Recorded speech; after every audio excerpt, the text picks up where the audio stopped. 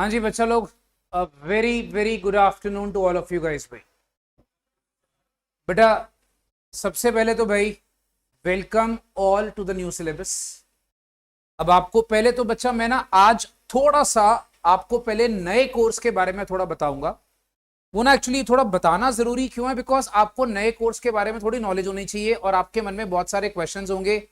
तो वो क्वेश्चंस बच्चा आज थोड़ी सी हमारी आधी क्लास रहेगी ओरिएंटेशन, मतलब you should know about the new course, number one. Number two, हम लोगों को सबसे पहले बेटा एक चीज और पता होनी चाहिए कि भाई हमारा जो एडवांस अकाउंट्स करके जो नया सब्जेक्ट आ गया है इसका सिलेबस क्या है, राइट? अच्छा, सबसे पहले बेटा सारे बच्चे सीए इंटर मई 2024 अटेम्प्ट है अपना, एवरीबडी नोज इट, ठीक है। अब हम लोगों के लिए ये न्यू स्कीम के अंदर कहानी क्या है, I think everyone knows. भाई साहब, दो ग्रुप्स तुम्हारे हैं, एक आएगा ग्रुप वन, एक आएगा ग्रुप टू। ग्रुप वन में सबसे पहला पेपर जो आपके लिए है वो एडवांस अकाउंट्स, बहुत मजेदार पेपर करा है।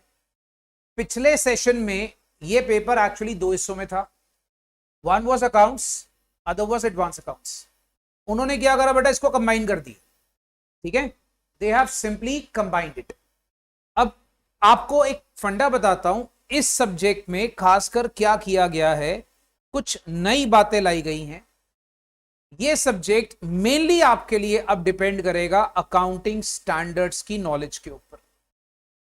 याद रखना, your entire subject knowledge will be based on accounting standards, ठीक है। चलो इसके बारे में हम थोड़ी देर बाद डिस्कस करते हैं। सेकेंड पेपर एज यूजुअल आपका लॉ, जैसा आपको पता है बेटा लॉ आपका पेपर रहेगा, वो सेम पैटर्न पे चलेगा, 100 मार्क्स का पेपर। थर्ड पेपर आपका बच्चा आ गया टैक्स। अब टैक्स में क्या करा बेटा, 50 मार्क्स का कर दिया डायरेक्ट टैक्स, 50 मार्क्स आपके पास आ गया डायरेक्ट टैक्स, और 50 मार्क्स का आपके पास आ रहा है जीएसटी। पहले ये 60-40 के प्रपोर्शन में था, राइट? ओके। ग्रुप टू का पहला paper CMA, that is cost and management accounting. आप कह सकते हो एग्जैक्टली तो नहीं, बट ये थोड़ा अकाउंट्स का भाई जैसा ही, मतलब अकाउंट्स का कजन। सिंपल भाषा में बात करें तो ये क्या है, बेसिकली अकाउंट्स का cousin, right? CMA. Okay, next आपके पास पेपर आ गया है audit, theory paper 100 marks. Next paper बच्चा आपके पास आ गया है एफएम एसएम, इसमें FM 50 marks, SM 50 marks. FM हो गया बच्चा फाइनेंशियल मैनेजमेंट, और एसएम आपके लिए हो गया स्ट्रैटेजिक मैनेजमेंट, राइट? तो ये हमारा अब पैटर्न होने वाला है। बच्चों के मन का पहला क्वेश्चन जो मैं आंसर करूंगा, पहला क्वेश्चन, बड़ा दरवाजा बंद कर दे प्लीज। जो बच्चों के मन में पहला सवाल आने वाला है, सर अब आप पहले एक चीज बताओ, हमें क्या करना चाहिए? हमें मई 24 में बोथ ग्रुप देने चाहिए या सिर्फ हम सिंगल ग्रुप की तैयारी करें? अब देखो भाई, हम लोग एक सिंपल सा फंडा लेके चलते हैं। अभी प्रैक्टिकली क्या है, अभी आपका हम कह रहे मिड ऑफ अगस्त, राइट? मैं अगस्त छोड़ देता हूं। आप लोगों के पास अगर आप चेक करोगे, सितंबर, अक्टूबर, नवंबर, दिसंबर, ये महीने हैं। इसमें से कुछ बच्चों की शायद बीकॉम होगी, तो भाई साहब नवंबर अगर मैं छोड़ भी दूं आपके बीकॉम एग्जाम्स के लिए, आपके पास सितंबर, अक्टूबर, दिसंबर है। उसके बाद आगे आपके पास जैन, फेब, मार्च, अप्रैल, ये 4 महीने हैं।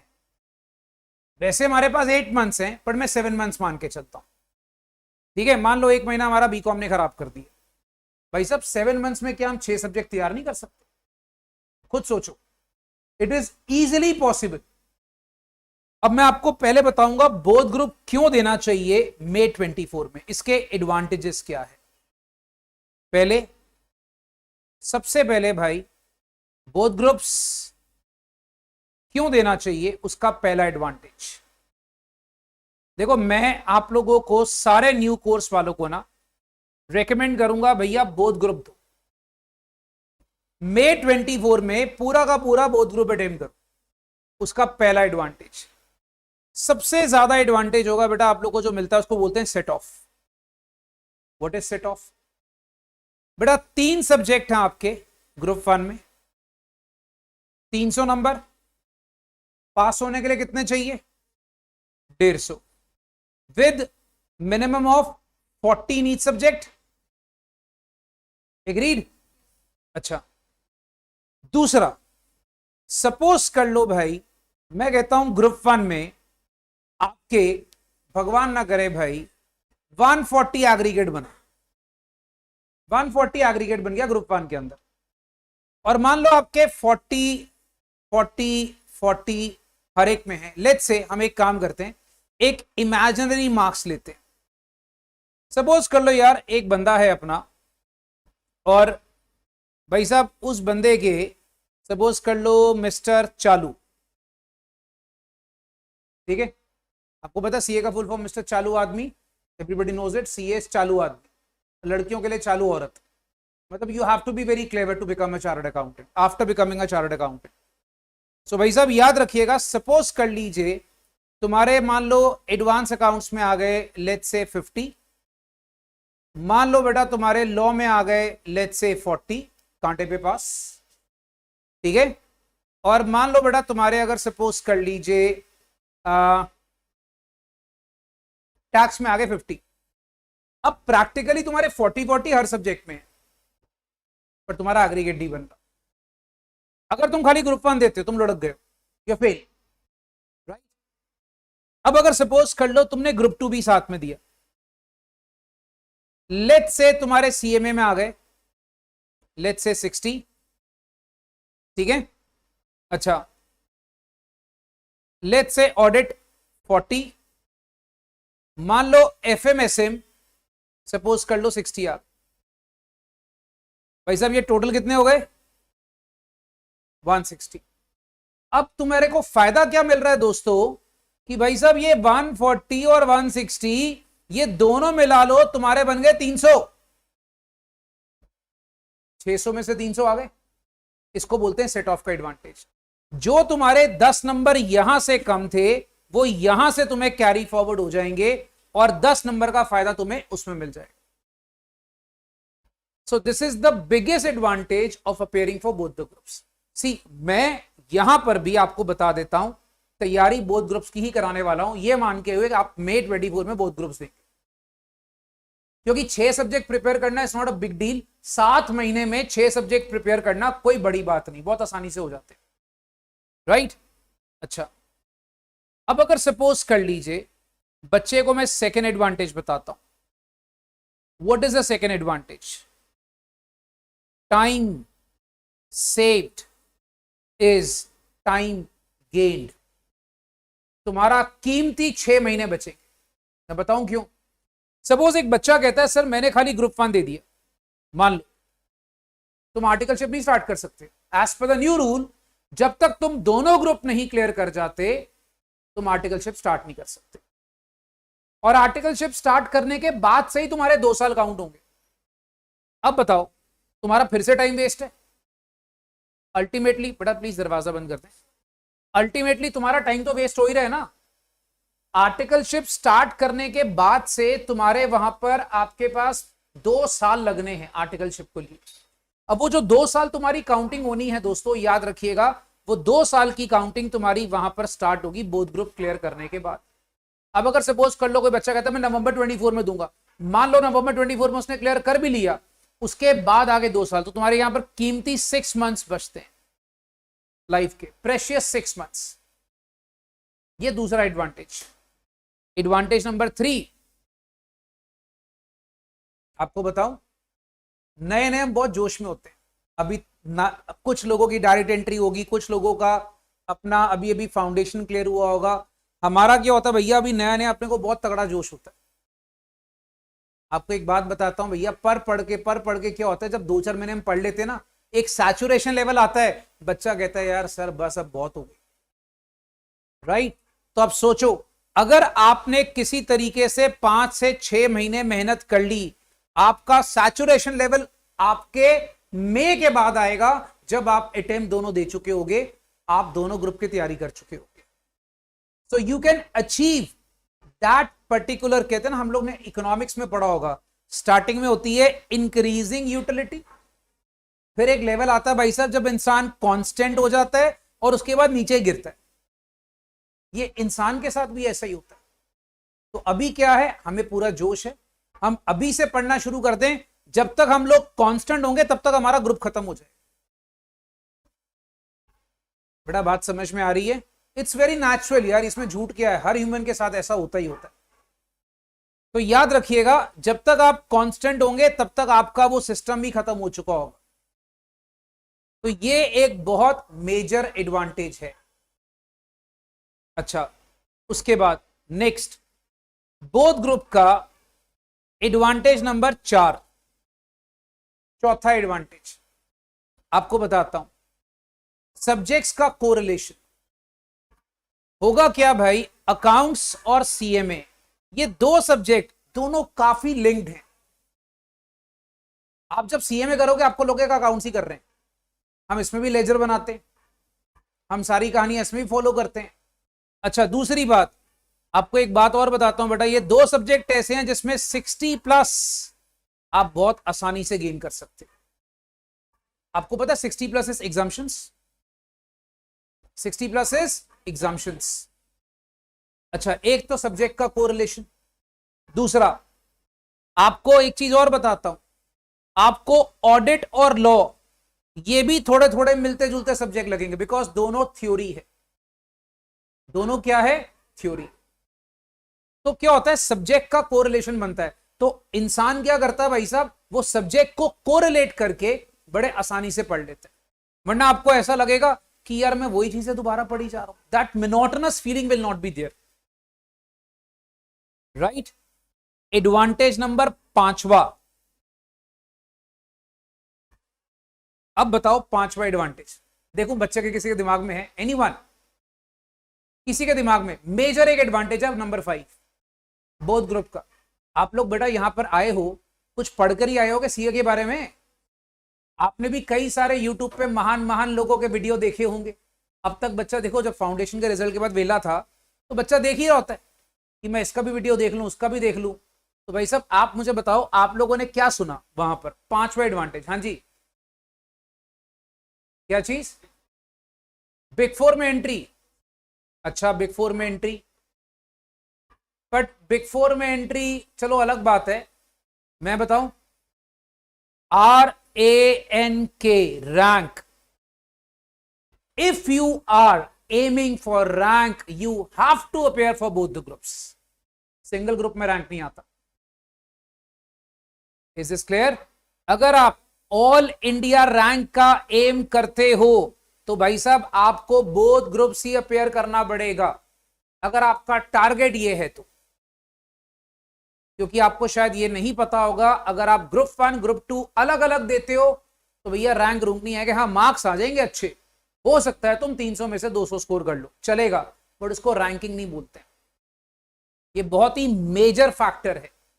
और जैसे भाई साहब ने बोला बिग 4, आपको वैसे भी एक बात बताता हूं, आप किसी भी अच्छी फर्म में आर्टिकलशिप में जाओगे, ऑब्वियसली सपोज अगर मैं मान लो इंटरव्यू ले रहा हूं, एक ह्यूमन इन नेचर है, मान लो इसने बोथ ग्रुप करें, इसने सिंगल ग्रुप करें, मैं पहले इसको बुलाऊं, both groups automatically creates that impression in mind, यार वो बच्चे ने बोथ ग्रुप्स करें, एक साथ कर। तो ये 5 मेजर एडवांटेजेस हैं अगर आप यहां पर दोस्तों बोथ ग्रुप्स के लिए जाते। अच्छा, अब कोई बच्चा कहता है नहीं सर मैं इतना प्रेशर नहीं ले सकता, भाई साहब नहीं ले सकता तो ग्रुप 1 ग्रुप 2 पे आ जाओ, आराम आराम से जिंदगी में, देखो पापा के पास बहुत पैसा है, टेंशन नहीं है मेरे को, ठीक है, तो अपने को जिंदगी में आराम करना है, बहुत सारे बच्चे ये सोच कर आए हैं। तो भाई साहब अपने को क्या करना है, भाई साहब आराम से 3 सब्जेक्ट तैयार करने हैं, साथ में बीकॉम भी खेलनी है, हमने कॉलेज भी जाना है, हमने दूसरी लाइफ भी इंजॉय करनी है, राइट। तो अपनी बाकी XYZ लाइफ, कहीं कहीं जाना भी होता है, अपनी बहनों से मिलना भी होता है, राइट। तो हर तरह की लाइफ हमें चाहिए। तो भाई साहब फिर तुम एक काम करो, आराम आराम से लगे रहो, ग्रुप 1 पहले तो ग्रुप 2 बाद, ठीक है। अगर तो यहां बैठे हर बच्चे और जो ऑनलाइन में बच्चे हो बेटा, अगर तुम्हारा कुछ लाइफ में मोटिव है, डिटर्मिनेशन है, तो मैं तो बेटा याद रखना आपके बैच के अंदर तैयारी हमारी बोथ ग्रुप की होने वाली। मैं मान के चलूंगा हर बच्चा बोथ ग्रुप के लिए क्लास लगा रहा है। जो बच्चे ने मान लो ये सोच लिया कि भाई साहब मैं खाली ग्रुप 1 खाली तैयार करूंगा, तो वो ग्रुप 2 की क्लासे मत लगाना, बात खत्म।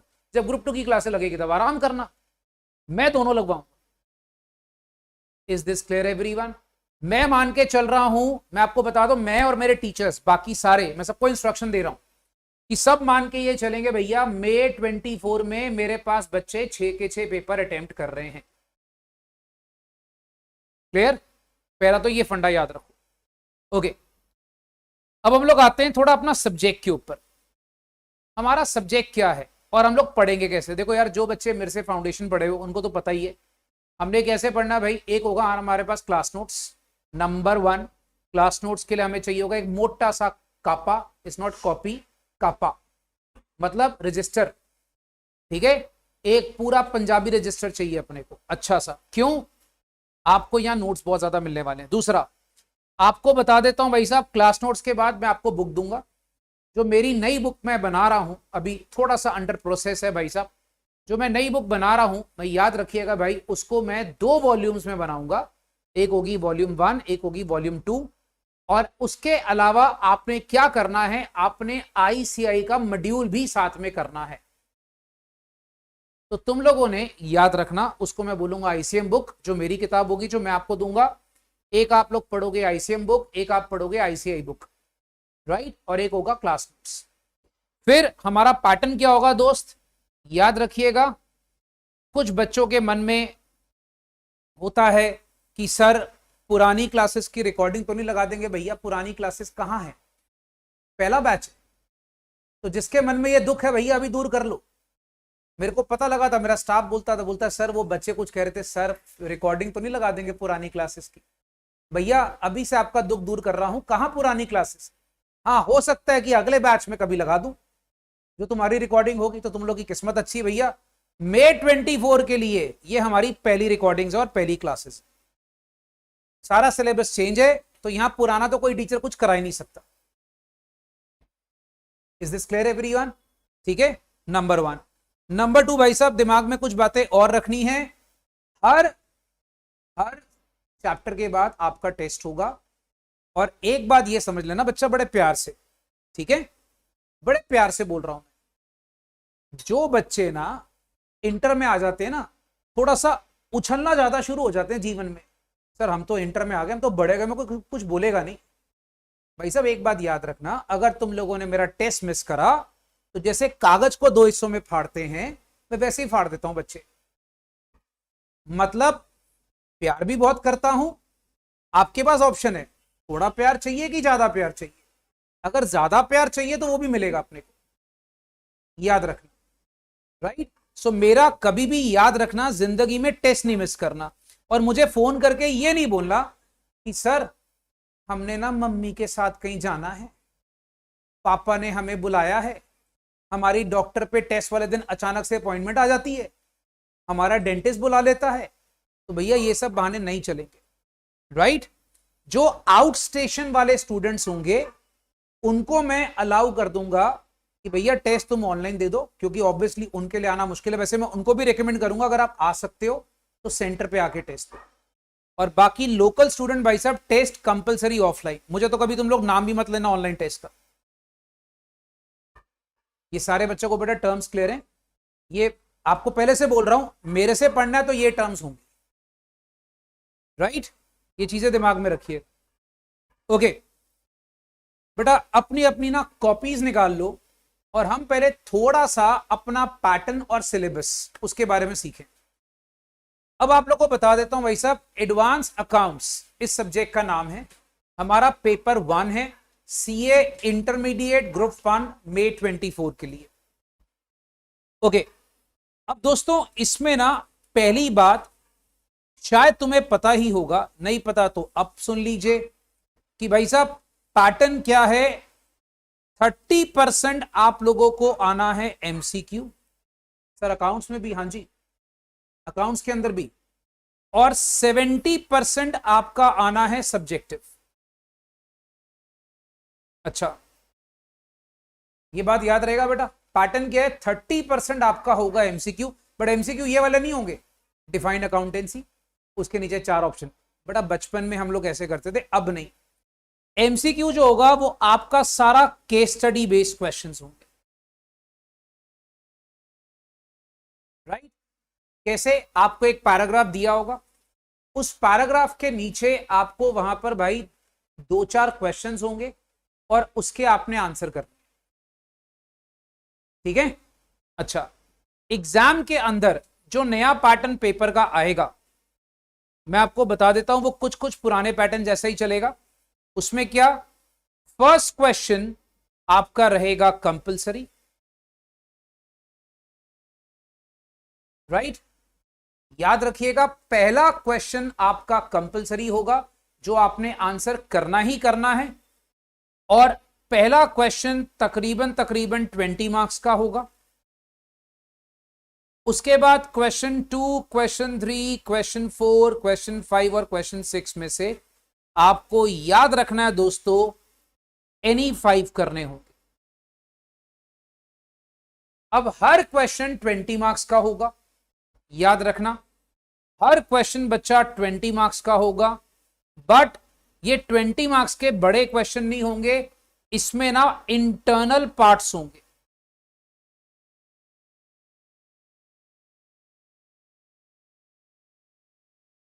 ठीक है भाई, इसमें सारे क्या होंगे, इंटरनल पार्ट्स। अब इंटरनल पार्ट्स का फंडा क्या है मैं आपको बता देता हूं। जैसे मान लो क्वेश्चन 2 है, उसके अंदर हो सकता है ए बी सी करके ऐसे पार्ट्स आ जाएं, क्वेश्चन 3 के अंदर पार्ट्स आ जाएं, इस तरीके से। तो बच्चे ये बात याद रखना, तुम्हें इंटरनल चॉइस नहीं मिलेगी, एक्सटर्नल चॉइस मिल सकती है। दैट मींस इसमें से तुम कोई 5 कर सकते हो, एक छोड़ दो, ठीक है। आई एम सॉरी, एनी 4, 5 बोल रहा हूं, वेरी सॉरी, एनी 4, क्योंकि एक तो ऊपर हो गया ना, तो एनी 4 करने, वेरी सॉरी, टोटल हमने 5 करने। बेटा 20-20 के 5 100 नंबर हो गए, ठीक है, ओके। अब थोड़ा सा पहले जानते हैं कि यार ये अपना सिलेबस क्या है एडवांस अकाउंट्स का, ये बेसिकली सिलेबस आया क्या है। देखिए सबसे पहली बात, मैं यहां पर जितना अंडरलाइन करूंगा ना उतना आप नोट करते जाइए, ठीक है, सारा नहीं नोट करना। पहले आपने क्या करना है भाई, सिलेबस हेडिंग लिख लो, पेपर 1 एडवांस अकाउंट्स, पेपर आपका 3 घंटे का और 100 मार्क्स का। जितना मैं अंडरलाइन करूंगा वो नोट करना है, सारा नोट नहीं करना, क्योंकि मैं पहले थोड़ा बच्चों को ना सिलेबस की नॉलेज देना चाहता हूं कि नया जो हमारे पास सिलेबस आया है वो सिलेबस एक्चुअली में है क्या। आपको सिलेबस पता होना चाहिए और इन्होंने ऐसा करा क्यों। हाँ जी शुरू करें, ओके भैया। देखिए पहली बात, इस सिलेबस का उनका बेसिक ऑब्जेक्टिव क्या है। आपको पता है हम लोग पुराने सिलेबस से जब निकले हैं ना, तो मैं आईसीआई का दिल से शुक्रिया करना चाहता हूं भाई साहब, उन्होंने बहुत अच्छा काम किया। पहले क्या होता था, वो एक ही तरह का रट्टा चल रहा था। आप लोग अकाउंट्स पढ़ते थे, बचपन से वही करते आ रहे हो, +2 में क्या करा, पार्टनरशिप के 2 सम करे, 25 सम वैसे ही कर लिए, ठीक है। हम लगातार सम कर रहे हैं। आप मुझे बताओ क्या उन चीजों का रियल लाइफ अकाउंटिंग में कोई एप्लीकेबिलिटी है? नहीं। जब तुम लोग आर्टिकलशिप में जाओगे ना, तुम्हें पता लगेगा भाई साहब रियल लाइफ अकाउंटिंग में कोई एप्लीकेबिलिटी नहीं है उसकी। हम लोग फाउंडेशन में भी जो अकाउंट्स पढ़कर आए हैं उसमें से बहुत ही कम पार्ट रियल लाइफ में एप्लीकेबल है। आप मुझे बताओ फाउंडेशन में चैप्टर, फॉर एग्जाम्पल तुमने पढ़ा sale of goods on approval basis, for example, कभी जिंदगी में अप्लाई नहीं होता। वो क्या होता है, हम लोग वो सम करी जा रहे हैं, करी जा रहे हैं, करी जा रहे हैं। आईसीआई को लगा यार ये बच्चे को रियल लाइफ अकाउंटिंग सिखाओ, और रियल लाइफ अकाउंटिंग सारी की सारी किस पे बेस्ड होती है, अकाउंटिंग स्टैंडर्ड्स के ऊपर। तो तुम्हारे सिलेबस में याद रखना 80% अब अकाउंटिंग स्टैंडर्ड्स और 20% खाली प्रैक्टिकल चैप्टर्स हैं, और प्रैक्टिकल चैप्टर्स भी वो हैं जो तुम लोग एक्चुअली में रियल लाइफ अकाउंटिंग में करते हो। तो अकाउंटिंग को उन्होंने और ज्यादा रियल बनाने के लिए उन लोगों ने ये चीज करी। ठीक है, अब समझिए, सबसे पहला जो हमारा अकाउंटिंग स्टैंडर्ड है जो हम लोग को करना है भाई, नंबर 1 AS1, नोट करते जाना भाई जो अंडरलाइन कर रहा हूं। हमारा जो पहला अकाउंटिंग स्टैंडर्ड है वो क्या होगा बेटा, AS1। AS1 क्या होता है, डिस्क्लोजर ऑफ अकाउंटिंग पॉलिसीज।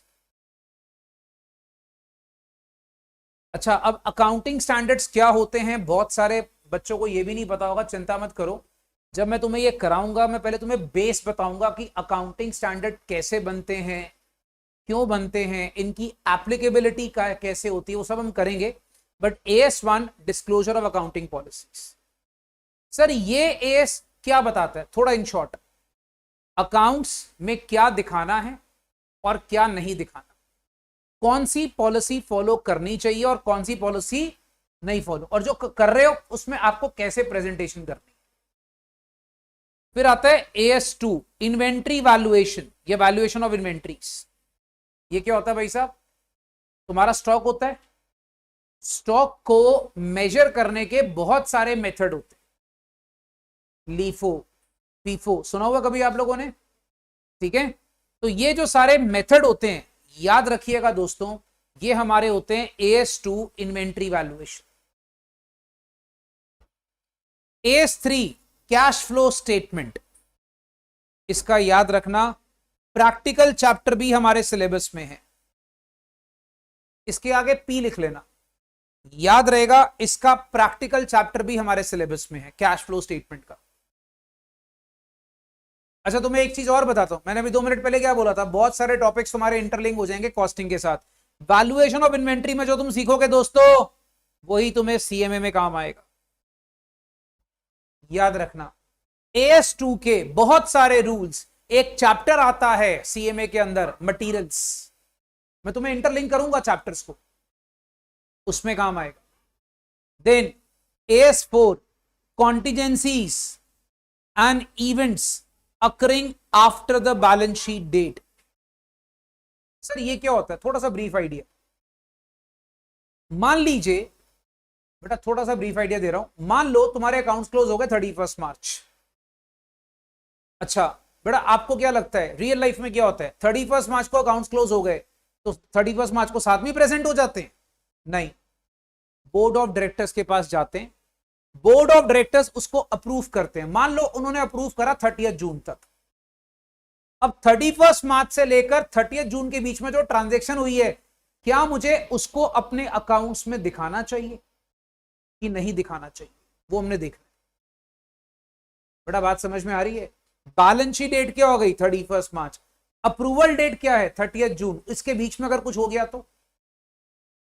तो कौन से इवेंट को किताबों में दिखाना चाहिए, कौन से इवेंट को नहीं दिखाना चाहिए, वो सारा आता है। नेक्स्ट AS5 नेट प्रॉफिट और loss for the period, prior period items and changes in accounting policies. मतलब हमारे नेट प्रॉफिट लॉस की हम लोग ट्रीटमेंट कैसे करते हैं, जो हमारा प्रायर पीरियड आइटम्स हैं उसका ट्रीटमेंट कैसे करते हैं, याद रखना। और अगर मान लीजिए आप कोई अकाउंटिंग पॉलिसी में चेंज ला रहे हो, सर अकाउंटिंग पॉलिसी में चेंज का एग्जांपल दोगे? बड़ा सिंपल एग्जांपल है दोस्त। फॉर एग्जांपल, तुम लोग पहले मेथड फॉलो करते थे स्ट्रेट लाइन, अब तुमने क्या करा, आप लोगों को थोड़ा डेप्रिसिएशन आता है बेटा, सबका थोड़ा +1 +2 का अकाउंट्स का बेस है, मैं मान के चलूं, मुझे ज्यादा बेस नहीं चाहिए, +1 +2 का अकाउंट्स का बेस है सबका, ठीक है। आप मुझे बताइए, पहले हम लोग मेथड फॉलो करते थे स्ट्रेट लाइन, आज हमने फॉलो करना शुरू कर दिया WDV, अकाउंटिंग पॉलिसी में चेंज करा तुमने, उस चेंज को कैसे प्रेजेंट करना है किताबों में, ये दिखाना है, राइट। अब जितने लोगों ने फाउंडेशन करा है, आपको याद होगा एक टॉपिक हम करते थे चेंज ऑफ मेथड, आपको पता रियल लाइफ अकाउंटिंग में इसको यूज ही नहीं करते। सर आपने क्यों कराया? भैया सिलेबस का पार्ट था, पैसे लिए थे, पिक्चर तो दिखानी थी ना, राइट। तो भाई साहब अब तुम्हें असलियत बताऊंगा कि रियल लाइफ अकाउंटिंग में करते क्या है। अच्छा, A7 कंस्ट्रक्शन कॉन्ट्रैक्ट, ठेकेदारी, लिखो, this chapter is very much related to CMA। CMA के अंदर एक चैप्टर आएगा कॉन्ट्रैक्ट कॉस्टिंग, उसमें सारा ये फॉलो होते हैं रूल्स AS7 के। अब समझ में आ रहा है जो मैंने एडवांटेज आपको बताया था, चैप्टर्स आपस में लिंक्ड हो जाते हैं। एक्चुअली पहले क्या था कि पहले कॉस्टिंग और अकाउंट्स दोनों एक ही ग्रुप में थे, अब उन्होंने अलग अलग ग्रुप में डाले। अच्छा करा, क्यों? एडवांटेज मिलता है, मार्क्स बढ़ते हैं। याद रखना बच्चा, अकाउंट्स और सीए में तुम्हारा सहारा है, तुम्हारी बैसाखियां हैं दोनों ग्रुप की, खींच के लेके आती तुम्हें। बच्चों के इसमें 80-80 आ जाते होते हैं बहुत आराम से, अगर ढंग से पढ़ोगे तो। मान लो एक सब्जेक्ट में 80 आ गए तो बाकी तो वैसे निकल आएंगे, ठीक है ना? तो ये बातें याद रखनी है। कंस्ट्रक्शन कॉन्ट्रैक्ट क्या होता है? कंस्ट्रक्शन कॉन्ट्रैक्ट भैया ठेकेदारी। सपोज कर लो, मान लीजिए मैंने बिल्डिंग बनानी है, अब मैं खुद थोड़ी पत्थर लेके शुरू हो जाऊंगा, भैया मैं ठेकेदारी दूंगा किसी को। मान लो बेटा हमारे सिमर जी हैं, इनका क्या ठेकेदारी का काम है, सिमर कंस्ट्रक्शन। मैंने कहा दीदी बिल्डिंग बनाओ मेरे लिए। अब ये बिल्डिंग बना रहे हैं, तो ये बिल्डिंग बनाएंगे तो ये अपने अकाउंट्स कैसे बनाएंगे, इनके अकाउंट्स कैसे बनेंगे, वो कौन बताता है? AS7 बताता है। समझ में आ रहा है? मैं थोड़ा सा आपको AS का इंट्रोडक्शन दे रहा हूं कि हर AS में एक्चुअली है क्या। अच्छा, फिर AS9 बहुत शानदार AS है, रेवेन्यू रिकॉग्निशन। आप लोगों ने +1 में अगर थ्योरी करी हो, आपने सुना होगा रेवेन्यू रिकॉग्निशन कॉन्सेप्ट। बहुत सारे बच्चों ने +1 में टपोरीबाजी करी होती, पढ़ाई पूरी करी नहीं होती भाई, पर अगर पढ़ी है तो ये बात आपने सुनी होगी। उसमें क्या होता था, फॉर एग्जाम्पल ध्यान से मेरी बात सुनिएगा, मैंने सेल आज करी, आज सपोज कर लो डेट है 16 अगस्त, मैंने भैया आज सेल कर दी, ठीक है। मैंने अपनी ओनरशिप, मान लो बेटा ये दीदी है, इनको ट्रांसफर कर दी, property of the goods has been transferred, right. आप मुझे बताओ, मैंने इनको अगर गुड्स की प्रॉपर्टी ट्रांसफर कर दी, इन्होंने मुझे पैसे दिए, सपोज कर लो 25 अगस्त को, मैं किताबों में सेल कब रिकॉर्ड करूंगा, 16 तारीख को कि 25 तारीख को? 16 तारीख को। याद रखना, यही कॉन्सेप्ट आपको बताता है what is revenue recognition concept. ये बताता है आपको कि आप जिस दिन ओनरशिप ट्रांसफर करते हो उस दिन ही किताबों में रिकॉर्डिंग हो जाती है। आप पैसे आने की वेट नहीं करते हो, ऐसे तो बिजनेस कई बार उधार में चलता है। मान लो मुझे 2 महीने के बाद पैसे दे रही, तो मैं 2 महीने बाद थोड़ी सेल दिखाऊंगा। बेटा बात समझ में आ रही है? तो हमने रेवेन्यू कैसे रिकॉग्नाइज करना, हमें कौन बताएगा? AS9। पहले बताओ 1 2 3 4 5 7 9। सर 8 कहां गया? 8 खत्म हो गया भैया। बच्चा सवाल करता है सर 8 घूमने गया, मतलब 8 की डेथ हो गई, समझ गए? ठीक है, 8 था किसी जमाने में, अब खत्म हो चुका है, वो एस है ही नहीं अब। अच्छा सर 6 कहां गया? बताता हूं बेटा, 6 कहां गया? 6 बेटा 10 के साथ मिल गया। 6 एक्चुअली और 10 जो है इनका अफेयर था, तो इनको एक ही कर दिया। बात समझ में आ गई? ठीक है, तो 6 और 10 की शादी हो गई। अब ये कह सकते हो भैया 10, इसके आगे दिल बना लो, दिल बना लो काका जी, बहुत सारे दिल बना लो, बहुत इंपॉर्टेंट एएस है। इसको बोलते हैं property plant equipment, that is जिसको आप लोग पुराने जमाने में बोलते थे फिक्स्ड एसेट्स। फिक्स्ड एसेट्स को हम लोग अपनी किताबों में कैसे दिखाते हैं, कैसे उसका ट्रीटमेंट करते हैं, तुम लोग को बहुत मजा आने वाला है इसमें। क्यों? इतना शानदार एएस है ना भाई, AS10 fixed asset property plant equipment. उसमें डेप्रीसिएशन कैसे दिखाते हैं, पहले होता था AS6 होती थी डेप्रीसिएशन। डेप्रीसिएशन भाई उसको मिला दिया AS10 के अंदर ही, कहते अलग से दिखाने की जरूरत नहीं है। ठीक है, तो हम अपने फिक्स्ड एसेट को किताबों में कैसे ट्रीट करते हैं, इसमें बड़े अच्छे अच्छे कॉन्सेप्ट हैं, बहुत शानदार कॉन्सेप्ट हैं, तो तुम लोगों को मैं कराऊंगा। एक छोटा सा एग्जांपल देता हूं, तुमसे पूछता हूं, आप मुझे बताओ AS10 के बारे में थोड़ा सा, मैंने बोला था फर्स्ट क्लास में थोड़ा सिलेबस बताऊंगा, राइट। आपको सिलेबस का नॉलेज तो होना चाहिए ना, कि अगर हमें ये सिलेबस दिया तो उन्होंने क्यों दिया। अगर मैं खाली स्टार्टिंग में बेवकूफों की तरह पढ़ाना शुरू कर दूं तो आपको बताऊं मेरे से बारा डैश कोई नहीं है।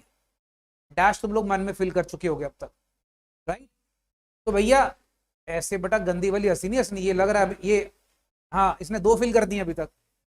भाई साहब याद रखना, तुम लोग को एक बात दिमाग में रखना है भाई साहब, अगर मैं तुम लोगों को डायरेक्टली पढ़ाऊं बिना सिलेबस की नॉलेज दिए तो ढक्कन है टीचर। क्यों? पहले बच्चे को पता तो लगे कि मई 24 में उन्होंने इतना धासु अकाउंट्स में चेंज करा। आपको पता है कॉस्टिंग में कोई खास चेंज नहीं है, ऑडिट में कोई खास चेंज नहीं है। चेंज उन्होंने 2 सब्जेक्ट करे, जई तई फेर दी, अकाउंट्स की और लॉ की। फाइनल का लॉ इंटर में डाल दिया और अकाउंट्स दोनों ऐसे मर्ज कर दिए। अब आपको बताता हूं उन्होंने ये क्यों करा, इसका रीजन सुनो। ये AS10 बेसिकली, इसका छोटा सा एक एग्जांपल देता हूं तुम्हें। मुझे एक बात बताओ, सपोज कर लो बच्चा, मेरा एक बगीचा है, मैं क्या करता हूं भैया, मैं वहां पर आम के पेड़ उगाता हूं। आम के पेड़ उगा लिए, उगाने के बाद उसमें आम निकला, मैं फल बेच रहा हूं। अब बताओ मुझे सारे बच्चे, देखो कितना तुम्हारा अकल काम कर रही है, वो जो आम का पेड़ है क्या वो मेरा फिक्स्ड एसेट है कि नहीं है? ये बताओ। हमने तो आज तक यही सुना था फिक्स्ड एसेट होता है plant machinery, land and building. हम तो कभी इससे बाहर गए नहीं आज तक। बताओ आम का पेड़ तुम्हारा फिक्स्ड एसेट है कि नहीं है? सोचो। क्या कह रहे हैं मेरे भाई? एग्रीकल्चर एक्टिविटी है, हाँ वर्किंग कैपिटल है। वो कहता है वर्किंग कैपिटल है। भाई साहब आपको एक बात बताऊं, वो आम का पेड़ भी तुम्हारा फिक्स्ड एसेट है। वर्किंग कैपिटल तो भैया वो होता है कि जो हम लोग बिजनेस में रोज लगाते हैं। तो भैया वो आम का पेड़ भी तुम्हारा फिक्स्ड एसेट है। क्यों? तो भाई तुम उससे आम निकाल निकाल कर उसको बेच रहे हो, पैसे तो कमा रहे हो, प्रोडक्शन तो आम हो रहा है उसमें से। तो ऐसी बहुत सारी नई बातें हम सीखेंगे AS10 के अंदर। कॉन्सेप्ट आता है बेरर प्लांट्स। अब कभी देखना, मैंने ना अपने YouTube पे बच्चों को ना बड़ी दिक्कत आती थी कि बेरर प्लांट्स क्या होता है। मैंने सिर्फ एक बेरर प्लांट का वीडियो बनाकर YouTube पे डाला हूं ताकि बच्चों को समझ में बेरर प्लांट होता गया है। वो AS10 का बड़ा धासु कॉन्सेप्ट है, सिखाऊंगा बाद में। आगे सुनो भाई साहब, AS11 क्या होता है? पहले सिलेबस का ज्ञान। AS11 effect of changes in foreign exchange rates. Sir ये क्या चीज है? AS11 क्या है? ध्यान से मेरी बात समझो। What is AS11? भाई साहब आप मुझे बताइए सारे बच्चे। फॉरेन करेंसी, तुम लोग एक काम करो, अभी अपने फोन निकालो, चेक करो $1 कितने का है। चेक करो सारे। 83। एक बच्चे ने चेक कर लिया भैया 83 डॉलर। डक्कन अमेरिका का ये नहीं भाजी, मैं कंट्री घूमा नहीं, अमेरिकन डॉलर। ओके हाँ जी 83, ठीक है। 83 पॉइंट समथिंग है कि एग्जैक्ट 83 है?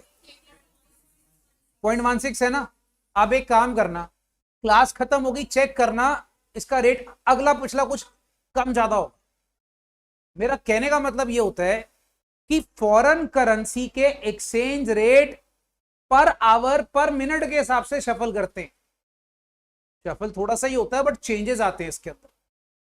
एक छोटा सा एग्जांपल देता हूं तुम लोग को, रियल लाइफ एग्जांपल लेते हैं। सपोज कर लो बेटा, मेरे को ना, मैं एक्सपोर्ट करता हूं, ठीक है, मैं सामान करता हूं एक्सपोर्ट। मान लो ये दीदी जो है ये एक्सपोर्टर है, मतलब ये इनको मैं एक्सपोर्ट कर रहा हूं। ये फॉरेन कंट्री में रहते, सपोज ये अमेरिका में रहते हैं, मैं इनको एक्सपोर्ट कर रहा हूं सामान। मैंने आज इनको सामान बेचा और आज मैंने इनको बोल दिया भाई दीदी मैं आपको ना $5,000 का सामान भेज रहा हूं, $5,000 का, ठीक है। आज $1.83 का है। पैसे कब दोगे? कहती सर 1 महीने बाद। क्या 1 महीने बाद $1.83 का रहेगा? हो सकता है 84 का हो जाए। चेंज आया ना, इसको बोलते हैं एक्सचेंज डिफरेंस। क्या बोलते हैं? Exchange difference. तो इन एक्सचेंज डिफरेंसेस को हम लोग किताबों में कैसे ट्रीट करते हैं ये हमें AS11 बताता है। बेटा कहानी समझ में आ रही है? ठीक है। AS12 इसके आगे लिख लो सरकारी भीख। लिखना है, मजाक नहीं कर रहा, सीरियसली कर रहा, लिखो सरकारी भीख। तुम लोग को लग रहा है मजाक कर रहे हैं सर। गवर्नमेंट ग्रांट्स बेटा, इंग्लिश में गवर्नमेंट ग्रांट, हिंदी में क्या होता है? सरकार से मिली हुई भिक्षा। अब समझो गवर्नमेंट ग्रांट का ट्रीटमेंट। गवर्नमेंट ग्रांट होता क्या है, पहले इसकी कहानी सुनते हैं। फॉर एग्जाम्पल सपोज कर लो मैं एक ऐसी फैक्ट्री हूं जो इंडिया में फॉरेन करेंसी लेकर आती है, मैं ज्यादा एक्सपोर्ट करता हूं, मेरे को एक मशीनरी लगानी है, सरकार तो चाहती कि इंडिया में डॉलर है, इंडिया की रुपी वैल्यू बढ़ेगी, सरकार तो चाहती है। तो मैंने क्या करा, मैंने वहां पर अल्टीमेटली भाई सरकार को बोला, सर जी, मोदी साहब के पास गया, मैंने कहा मोदी अंकल जी, मुझे ना मशीनरी लगानी है, कृपया कुछ सहायता करें। अब उन्होंने मेरे को दे दिया ग्रांट। बात समझ में आ रही है? तो उन्होंने बोला मित्रों आप टेंशन मत लो, आपको ग्रांट मिलेगा। तो वो ग्रांट का मैं अकाउंटिंग ट्रीटमेंट कैसे करता हूं, सब्सिडी सुना आप लोगों ने, सब्सिडी ग्रांट, उनका मैं कैसे अकाउंटिंग ट्रीटमेंट करता हूं, ये मेरे को AS 12 बताता है।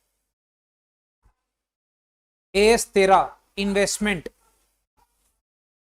इसके आगे लिखो पैसा पैसा कर दी है, पैसे तो तू मर्दी है।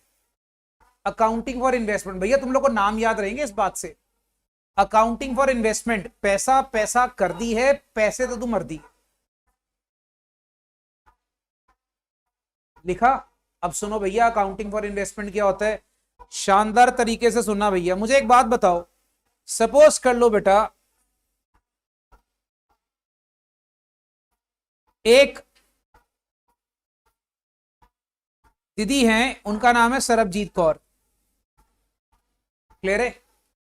मान लीजिए इनके पास बहुत पैसा है। अब मुझे बताओ सरप्लस पैसा वो क्या करेंगे, वो कहीं ना कहीं इन्वेस्ट करेंगे। मान लो किसी भी कंपनी के बॉन्ड्स या किसी के डिबेंचर्स में पैसा लगाएंगे। अब अगर मान लो एक कंपनी है, उसका नाम है मिसप्रिंट कंपनी, इन्होंने क्या करा भाई, इसके बॉन्ड्स डिबेंचर में पैसा लगा दिया। मुझे बताओ क्यों लगाया, क्योंकि उनको क्या उससे अर्न क्या होगा, इंटरेस्ट। अब उन्होंने जितना पैसा लगाया उसका ट्रीटमेंट कैसे करना है, उसका जो इंटरेस्ट आ रहा है उसको किताबों में कैसे दिखाना है, ये कौन बताता है, AS 13 अकाउंटिंग फॉर इन्वेस्टमेंट्स। बड़ा सिलेबस समझ में आ रहा अपना, ठीक है? ये बात याद रखना, तभी मैंने इसका नाम रखा पैसा पैसा कर दी है, because if you have surplus money you have to invest and you have to invest. So how do you treat it in accounts? That is called as AS 13. Okay भाई साहब, AS 14 इसके आगे लिखो तू मेरी जान है सनम, ऐसे लिखना है। भाई साहब आप लोग अच्छी हैंडराइटिंग में लिखना, मेरी हैंडराइटिंग बहुत गंदी है। तू मेरी जान है सनम, AS 14, या AS 14 को आप कह सकते हो तेरा मेरा मिलन, तेरा मेरा मिलन। क्यों? आप लोग को पता है अमालगमेशन क्या होता है? एनीवन? अमालगमेशन, दो कंपनी जब आपस में मर्ज कर जाती है, ठीक है? अब आपने सिर्फ इतना सुना हुआ है। अच्छा मुझे एक बात बताओ, सपोज एक बड़ी कंपनी है टाटा, एक छोटी कंपनी है मान लो भाई XYZ, टाटा ने XYZ को टेक ओवर करा, तो क्या वो अमालगमेशन है? बताओ, देखो तुम लोग की नॉलेज, टाटा ने एक छोटी कंपनी को अपने पास मर्ज कर लिया, होता ना बड़ी कंपनी छोटी कंपनी को टेक ओवर कर लेती है, क्या वो अमालगमेशन है? क्या वो AS 14 में आना चाहिए? आना चाहिए। बस काका जी यही तो सीखना है। Amalgamation does not only mean two companies are meeting, absorption is also called as amalgamation. This is called as absorption. Absorption क्या होता है? बड़ी कंपनी ने छोटी कंपनी को टेक ओवर कर लिया, अब्सॉर्ब कर लिया। This is also treated under AS 14। भाई साहब यही तो सीखना हम लोगों ने,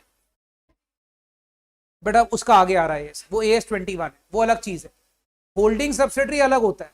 मैं कह रहा हूं बड़ी कंपनी ने छोटी कंपनी को खरीद ही लिया, ठीक है, पूरा का पूरा कंट्रोल, तो उसको हम क्या बोलते हैं? Amalgamation and absorption. तो याद रखना amalgamations is a very very important chapter दोस्तों, और याद रखिएगा इसका AS के साथ साथ प्रैक्टिकल भी हमारे सिलेबस में है, इसके सम्स भी आएंगे हमें, तो हमने P लिखना है काका जी, इसके सम्स भी हैं हमारे सिलेबस में। और आपको एक मजे की बात बताऊं, इस AS का साथ इंटरलिंक एक और चैप्टर है, उसका नाम है इंटरनल रिकंस्ट्रक्शन, वो भी हमारे सिलेबस में है, वो भी आगे आ रहा है। तो ये एएस के लिए मैंने इसलिए नाम क्या रखा, तू मेरी जान है सनम। क्यों भाई साहब, ये अकेला एएस के जो चैप्टर्स हैं अगर मैं मिला लूं तो 15 से 20 नंबर इसी के बन जाते हैं। 15 से 20 नंबर। आपको याद है जैसे हमारा फाउंडेशन में चैप्टर होता था time value of money, important, 15 से 20 नंबर की वेटेज, अकेला ये चैप्टर। अब समझ में आया क्यों लिखवाया तू मेरी जान है सनम। ठीक है, आगे सुन। एएस 15 भैया ये है नया सामान। नया सामान क्यों? ये इंप्लॉय बेनिफिट स्कीम पहले हमारे इंटर में नहीं होती थी, ये पहले फाइनल में होता था, अब उन्होंने इसको इंटर में लेकर आए। इस एएस में क्या होता है याद रखिएगा, हम इंप्लॉय को बहुत सारे पर्क्स देते हैं, पर्क्विजिट्स देते हैं, बेनिफिट्स देते हैं, उनका अकाउंटिंग ट्रीटमेंट। राइट, आगे बहुत ही शानदार as, borrowing cost. Borrowing cost के आगे लिख लो इंटरेस्ट का जलवा। ऐसे लिखना है, ये उल्टे पुल्टे नाम जो मैं तुम्हें दे रहा हूं ना, कि तुम्हें याद रखना, तुम्हारे को एक लाइन में एएस का मीनिंग पता लग जाएगा कि ये एएस में है क्या। क्या बोलते हैं इसको? इंटरेस्ट का जलवा, borrowing cost. Sir borrowing cost क्या होती है? एनीवन, कोई बच्चा बता सकता है? कोई नॉलेज बोरिंग कॉस्ट क्या होती है? ऑनलाइन बेटा बोल सकते हो आप लोग। इंटरेस्ट, ठीक है ठीक है, हम लोग इंटरेस्ट, एक मिनट थोड़ा ना इसका हम लोग पहले, हाँ जी, इंटरेस्ट जो हम पे कर रहे हैं दैट इज फाइन, बट यहां पर बोरिंग कॉस्ट का इतना इंपॉर्टेंस क्यों है? मैं तुम्हें एक छोटा सा एग्जांपल देता हूं, छोटा सा एग्जांपल कि borrowing cost why it is so important. आप मुझे बताओ, सपोज कर लो बेटा एक हमारा बंदा है, उसका नाम है डोरेमोन, बड़ा प्यारा सा बच्चा है डोरेमोन। मान लो घर बना रहे, ठीक है, अपना घर बना रहे, भाई साहब बैंक से लोन बोरो करा, आप लोग से सवाल करूंगा, आप लोग जवाब दोगे, ठीक है। मान लो 1 अप्रैल 2018 को उसने बैंक से लोन बोरो कर लिया। अब मुझे एक बात बताओ, घर बनने में टाइम लगता है ढक्कन, घर ये थोड़ी कि अभी लिया उठा के खरीद लिया और खड़ा कर लिया, कंस्ट्रक्शन करा रहा है घर की। मान लो घर की जो कंस्ट्रक्शन है, let's say for example complete हुई 1 अप्रैल 2022 को, 4 साल लग गए। लेट्स से घर की कंस्ट्रक्शन कंप्लीट 4 साल लग गए, ठीक है। अच्छा, अब घर में रहने गया वो अप्रैल 22 में। आप मुझे बताओ बैंक वाले क्या बोलेंगे? सुनो, तू आराम से घर के अंदर जा, आराम से मुहूर्त उरत कर, अच्छी सी वहां पर क्या होती है इसकी, शूजी का क्या है इसका, सेली का नाम, डोरेमोन की शिनचैन, चलो जो भी है, मी चैन, जो भी है, उसके साथ शादी बना, आराम से बेटा उसके घर में जा, फिर हम तेरे से इंटरेस्ट चार्ज करेंगे। वो बैंक वाले हैं, मामले थोड़ी लगे हमारे। मेरी बात समझ में आ रही है? बैंक भैया जिस दिन लोन बोरो करते हो, बैंक उसी दिन इंटरेस्ट चार्ज कर लेता है, बैंक वेट थोड़ी करता है। तो ये क्या 4 सालों का इंटरेस्ट डोरेमोन को देना पड़ेगा? देना पड़ेगा यार। अब बताओ, जब ये भाई साहब हाउस की कॉस्ट कैलकुलेट करने बैठ रहे हैं, तो ये 4 सालों का इंटरेस्ट इसमें जोड़ेंगे कि नहीं जोड़ेंगे? जोड़ेंगे। अब कौन सा इंटरेस्ट कौन से एसेट की कॉस्ट में जोड़ना है या नहीं जोड़ना, ये आपको एएस 16 बताता है। बड़ा समझ में आ रहा है? Borrowing cost, borrowing cost is very very important. इसमें एक टर्म आती बार बार कि हम लोग कौन से एसेट के अंदर कौन से इंटरेस्ट को जोड़ते हैं, इसलिए मैंने क्या नाम रखा है इसका? इंटरेस्ट का जलवा। याद रहेगा, यही इसमें जलवा है पूरे एएस के अंदर। ओके भाई साहब, एएस तारा सेगमेंट रिपोर्टिंग, इसका नाम रखेंगे बंटवारा। तुम लोग को ये उल्टे पुल्टे नाम से देखना, 1 सेकंड में एएस का नाम याद आएगा। बंटवारा, सर जी बंटवारा क्या होता है? अरे टेंशन के लेते हो, अभी बताता हूं। मुझे एक बात बताओ, हम लोग के बिजनेस में कई बार ऐसा होता है, मुझे एक बात बताइए भैया, सपोज एक बड़ी सी फैक्ट्री है, बड़ी सी फैक्ट्री में कोई डिपार्टमेंट, कुछ सेगमेंट्स होते हैं, सेगमेंट्स मींस पार्ट्स होते। फॉर एग्जांपल सपोज कर लो भैया, मैं ना एक कपड़ा बनाने की फैक्ट्री है मेरी। कपड़ा कैसे बन जाता है? एक रॉ मटेरियल परचेज सेगमेंट होता है, अलग से पहले रॉ मटेरियल आता है, फिर उसको क्या करते हैं, मान लो ड्राई करते हैं, प्रोसेस करते हैं, कपड़े को फिनिश करते हैं, उसका सेगमेंट अलग है। फिर एक कपड़े की पैकिंग का डिपार्टमेंट अलग है, फिर उसकी मार्केटिंग का डिपार्टमेंट अलग है। तो बेटा हर सेगमेंट के अपने बिजनेस में अलग अलग वहां पर खर्चे होते हैं, उन सब की रिपोर्टिंग करना। इसलिए मैंने नाम क्या रखा है इसका, बंटवारा। बंटवारा मतलब बिजनेस में आपने हर सेगमेंट की अलग अलग रिपोर्टिंग करनी है, और उसकी रिपोर्टिंग आपने कैसे करनी है, उसके बंटवारे को आपने कैसे प्रस्तुत करना है अपने अकाउंट्स के अंदर, वो कौन बताएगा, AS 70। ठीक है। अच्छा, रिलेटेड पार्टी डिस्क्लोजर, इसका लिखो ये रिश्ता क्या कहलाता है। लिखो लिखो ढक्कन, अभी हंस रहे हो, बाद में याद आएगा सर ने ये सब बातें कही थी, इसी से AS याद रहेंगे। ये रिश्ता क्या कहलाता है सर जी, ये रिश्ता क्या कहलाता है मतलब। ओके, अब फॉर एग्जाम्पल आपको पता है बहुत सारे लोग क्या करते हैं, मान लो मैं किसी कंपनी का डायरेक्टर हूं, अच्छा कंपनी का कोई कॉन्ट्रैक्ट निकलने वाला है, बात को समझो। मैंने क्या बोला, मैंने बोला यार जो मेरी बेटी है ना, मेरी बेटी का जो भाई है, उसके भाई की जो मम्मी है उसको कॉन्ट्रैक्ट दिलवा रहा हूं, मेरे से उसका कोई रिलेशन नहीं है। मेरी बात समझ में आ रही है, मेरी बेटी के भाई का ही मम्मी, मेरे से क्या रिलेशन है, मैं तो जानता ही नहीं इसको। वो भाई मेरी वाइफ ही हो गई ना। बहुत सारे डायरेक्टर क्या करते हैं, ऐसे कंपनी में हेरा फेरी करके अपने रिश्तेदारों को कोई ना कोई कॉन्ट्रैक्ट दिलवा देते। तो अकाउंटिंग स्टैंडर्ड बोलता है भैया 18 कि अगर तुमने कोई भी रिलेटेड पार्टी के साथ डीलिंग करी है जिसका डायरेक्ट या इनडायरेक्ट बेनिफिट तुम्हें मिलता है, उसको डिस्क्लोज करो किताबों में। बड़ा बात समझ में आ रही है, ठीक है। ओके, लीजेस, इसका लिखो किराएदार।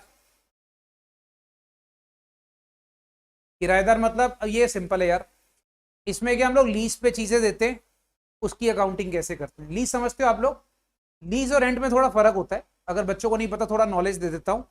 लीज आमतौर पे बहुत लॉन्ग टर्म के लिए होती है। रेंट मतलब ये नहीं कि हमने घर को किराए पे दे दिया। लीज होता है, सपोज कर लो लीज में कई बार क्या होता है, प्रॉपर्टी के बहुत सारे राइट्स भी आपको ट्रांसफर कर दिए जाते हैं जो रेंट में नहीं होते। सपोज मैंने आपको एक लैंड लीज पे दिया, अब मैं आपको अधिकार दे रहा हूं उस पर बिल्डिंग बनानी, बना लो, राइट। रेंट में थोड़ी ऐसा होता है कि आप रेंट में कंस्ट्रक्शन कर सकते हो, नहीं कर सकते हो। Getting it. तो लीजेस की अकाउंटिंग कैसे करनी है वो हम लोग को पता लगेगा AS 19। फिर आपके पास आता है EPS, अर्निंग पर शेयर, इसको सिंपली याद रख लो EPS। अच्छा मुझे एक बात बताओ, सारे के सारे बच्चे EPS के बारे में, why do you invest in the shares of a company, बोलो। For dividend, for dividend, everybody dividend. अच्छा, if I am giving you dividend but the market price of a share is falling down, will you invest? I'm giving you dividend but market price is not rising, will you invest? Right. So there are a lot of factors which we have to consider before investing in a company. पाजी मेरी गाल पल्ले पे आ रही है। EPS is one of the essential factor. What is EPS? What is the part of profit which is distributed by the company to each and every shareholder? It is called as EPS. But profit का कितना हिस्सा company हर share के पीछे अपने share holder को देती है, इससे कंपनी की गुडविल पता लगती है। आज मैं आपको बोलूं यार आप एक काम करो, एक कंपनी है रिलायंस, उसके शेयर खरीद लो। एक कंपनी मान लो जिंगू लिमिटेड, उसके शेयर खरीदो, तुम फटाफट रिलायंस की तरफ जाओगे। क्यों जाओगे? क्योंकि तुम्हें पता है भाई उसका शेयर का डिविडेंड प्रॉफिट उसका लेवल अच्छा है, उसका EPS का पेइंग कैपेसिटी अच्छा है। बट EPS के अंदर हम और बड़ी बातें सीखेंगे। इसमें एक टर्म आएगी वेटेड EPS। सर वेटेड EPS क्या होता है? भैया सिंपल सी बात है, जो EPS जिम जाता है उसको बोलते हैं सिंपल EPS, जो जिम नहीं जाता, सॉरी जो जिम जाता है उसको बोलते हैं वेटेड EPS, और जो नहीं जाता उसको बोलते हैं हम लोग वहां पर सिंपल EPS। ओए मजाक कर रहा हूं, सबने लर्न भी कर लेना है। अच्छा जो जिम जाता है उसको बोलते हैं वेटेड EPS, ऐसा कुछ नहीं होता भाई। सारे बच्चे पहले एक बात दिमाग में रखो, एक बड़ी इंपॉर्टेंट टर्म आती है वेटेड EPS। चलो ऑन द सीरियस नोट, वो क्या होती है? टाइम फैक्टर कंसिडर किया जाता है। टाइम फैक्टर, तुमने एक कंपनी में अगर पैसा लगाया पहले या बाद में, उसको कितना टाइम हुआ तुम्हें, उससे अभी तक वहां पर कितना पैसा मिल चुका है, उसको क्या बोलते हैं? Time factor. तो टाइम फैक्टर जिसमें कंसिडर किया जाता है उसको क्या बोल देते हैं भाई साहब? Weighted EPS. तो ये काफी कुछ हम लोग इसमें सीखेंगे AS20 में, बहुत शानदार चीज है। राइट, आगे आइए सर जी। वेरी वेरी प्यारा चैप्टर विद प्रैक्टिकल, इसको लिख लो, भाई ऑफ AS14। थोड़ा सा AS14 से मिलता जुलता, बट एग्जैक्टली तो नहीं मैं कह सकता, बट हम कह सकते हैं भाई cousin, cousin brother of AS14। अच्छा, अब मैं आपको एक चीज बताता हूं। एक टर्म होती है कंसोलिडेशन और एक टर्म होती है अमालगमेशन। अमालगमेशन सिंपली क्या होता है बेटा? हम लोग वहां पर एक कंपनी दूसरी कंपनी में मर्ज हो जाती है, ये एक बड़ी कंपनी छोटी कंपनी को टेक ओवर कर लेती है। आपको पता है कंसोलिडेशन क्या होता है? जब हम एक कंपनी में मेजॉरिटी शेयर्स होल्ड करते हैं, that is called as consolidation.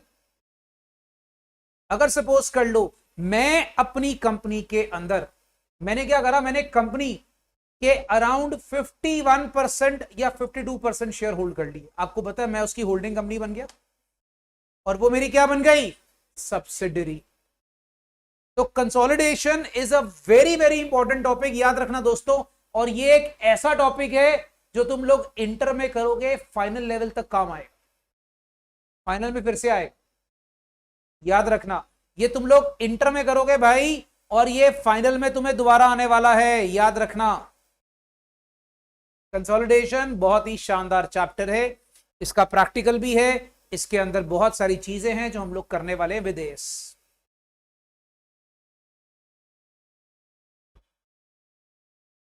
चलें आगे, फिर आ जाइए AS22। अब देखो उन्होंने कितने AS डाले हैं। अब AS22 क्या भाई साहब? हाँ जी, कोई नोट तो नहीं कर रहा इसको? अब AS22 क्या है? AS22 accounting for taxes on income. यार ये थोड़ा सा सिंपल है कि हम लोग टैक्स कैसे लगाते हैं अपनी इनकम पे। और आपने शायद कभी सुना होगा एक टर्म डेफर्ड टैक्सेस, सुनी हुई है? Deferred tax, deferred tax asset, deferred tax liability, कभी सुना हुआ है? तो डेफर्ड टैक्स एसेट या लायबिलिटी क्या होती है, मैं थोड़ा सा आपको हिंट देता हूं। आप सोचो, आप लोग इनकम टैक्स पढ़ने वाले हो इस साल। हम लोग जो नेट प्रॉफिट निकालते हैं अपने PL स्टेटमेंट बनाकर, क्या इनकम टैक्स अथॉरिटीज को एक्सेप्ट कर लेती है? नहीं। इनकम टैक्स के अकॉर्डिंगली नेट प्रॉफिट अलग से निकलता है। आप लोग इनकम टैक्स में टॉपिक पढ़ने वाले हो PGBP, profit gains business profession. उसमें आपको सिखाया जाएगा कि भैया इनकम टैक्स में प्रॉफिट कैलकुलेशन का तरीका अलग होता है। अकाउंटिंग प्रॉफिट और इनकम टैक्स प्रॉफिट को मर्ज मिलाया जाता है, कंपेयर किया जाता है।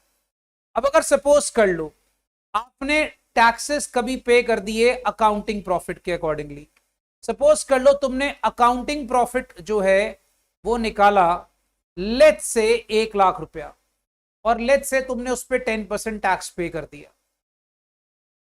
10,000। बट इनकम टैक्स वाले बोलते हैं बेटा हम लोग को इनकम टैक्स एक्ट की प्रोविजन के अकॉर्डिंगली प्रॉफिट निकाल के बताओ। अब अगर जब तुमने इनकम टैक्स की प्रोविजन के अकॉर्डिंगली प्रॉफिट निकाला, फॉर एग्जाम्पल वो 1.5 लाख आया, तो उसके ऊपर 10% अगर मान लो टैक्स पे करना है तो 15,000। तो इनकम टैक्स वाले बोलते हैं भाई साहब आपका 5,000 रुपया और बनता है टैक्स, तुम 10,000 देके खुश मत हो, ठीक है? तो जब हमें और टैक्स देना पड़ता है उसको हम क्या बोलते हैं? Deferred tax liability. बड़ा बात समझ में आ रही है? तो ये चीजें हमने किताबों में कैसे सीखनी है, कैसे ट्रीट करनी है, ये हमें कौन बताएगा? AS22 बताएगा।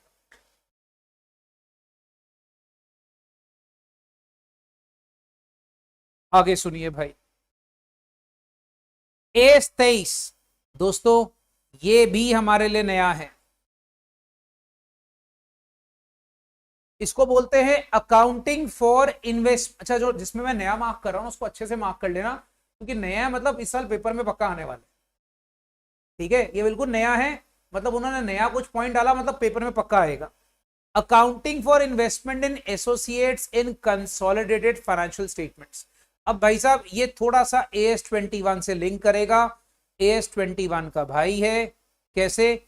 जब आप वहां पर, याद रखना, अपनी एसोसिएट कंपनी में पैसा लगाते हो तो उसकी अकाउंटिंग कैसे करते, मतलब आप कंसोलिडेटेड फाइनेंशियल स्टेटमेंट्स बनाओगे, अब उसमें आपने अपनी एसोसिएट कंपनी में पैसा लगाया हुआ है, इन्वेस्टमेंट करी हुई है, उसको कैसे दिखाओ? ठीक है, जैसे होता ना, एक कंपनी दूसरी कंपनी में पैसा लगाती है तो वो उसको हम ट्रीटमेंट कैसे करते, वो आपको बताएगा। देन AS24 डिसकंटिन्यूइंग ऑपरेशंस, इसको लिखना है काम खत्म। सर काम खत्म मतलब? फॉर एग्जाम्पल, बच्चा ध्यान से मेरी बात समझिएगा, फॉर एग्जाम्पल अगर मैं आपसे बात करता हूं AS24 के अंदर डिसकंटिन्यूइंग ऑपरेशंस क्या होते हैं। सपोज कर लो आप 3 प्रोडक्ट बना रहे हो, product A, product B, product C. यार एक एग्जाम्पल लेते हैं, मान लो कोक की कंपनी है, मेरे ख्याल थम्स अप भी कोक का ब्रांड है शायद, ठीक है, और फैंटा भी कोक का ब्रांड है, और एक कोई और स्प्राइट, स्प्राइट कोक का ब्रांड है। आप लोगों को ज्यादा पता होगा भैया, ज्यादा पीते रहते। पेप्सी बेटा कोक का ब्रांड थोड़ी है, पेप्सी ब्रांड अलग है बेटा, पेप्सी तो ब्रांड ही अलग है। अच्छा सपोज कर लो 3 ब्रांड है, मैं कहता हूं यार फैंटा बिक नहीं रही, फैंटा के ऑपरेशंस को बंद कर दिया। अब वो डिसकंटिन्यूइंग ऑपरेशंस के टाइम पे अकाउंटिंग हम क्या करते हैं वो हमें कौन बताएगा? AS24। हम सारी अपने काम को नहीं बंद कर रहे, हम सारे अपने बिजनेस को नहीं बंद कर रहे, हम क्या कर रहे हैं, हम सिर्फ वहां पर अपने एक पर्टिकुलर ऑपरेशन को बंद कर रहे हैं। आपको मैं एक बात बताऊं, अगर आप फॉरेन कंट्री के अकाउंट्स पढ़ोगे ना, कभी आप CPA वगैरह करोगे, ठीक है, CA के बाद वैसे कर लेनी चाहिए अगर आपने फॉरेन कंट्री का आपका प्लान है तो। CPA वगैरह आप करते हो ना, तो CPA में सिखाया जाता है, जैसे मैंने CFA करी हुई है, मुझे हम लोग उसमें सिखाते थे, फॉरेन कंट्री के अंदर ना जब अकाउंटिंग होती है तो PL स्टेटमेंट के अंदर नीचे ना डिसकंटिन्यूइंग ऑपरेशन का स्पेशल एक कॉलम होता था। हम लोग के इंडिया में उसको नहीं फॉलो करते, क्योंकि हम लोग इंडिया में ना क्या करते हैं, IFRS को थोड़ा सा अमेंड कर लेते। बट याद रखना, अगर आप फॉरेन कंट्री के स्टेटमेंट चेक करोगे तो डिसकंटिन्यूइंग ऑपरेशंस का पूरा प्रॉपर एक स्टेटमेंट नीचे तैयार होती है PL स्टेटमेंट के अंदर।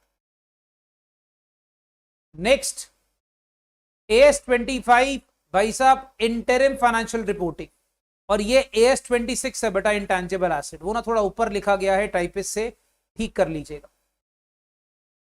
25 अलग है, 26 अलग है। अच्छा अब AS26 तो तुम लोग को नाम से पता लग जाएगा, इंटेंजिबल एसेट। इंटेंजिबल एसेट क्या मेरे भाई? गुडविल, पेटेंट, कॉपीराइट, इनका ट्रीटमेंट कैसे करते हैं? इंटरिम फाइनेंशियल रिपोर्टिंग मतलब अगर साल के मिड में अकाउंटिंग, इसको मिड अकाउंटिंग भी बोल सकते हैं। आप समझते हो?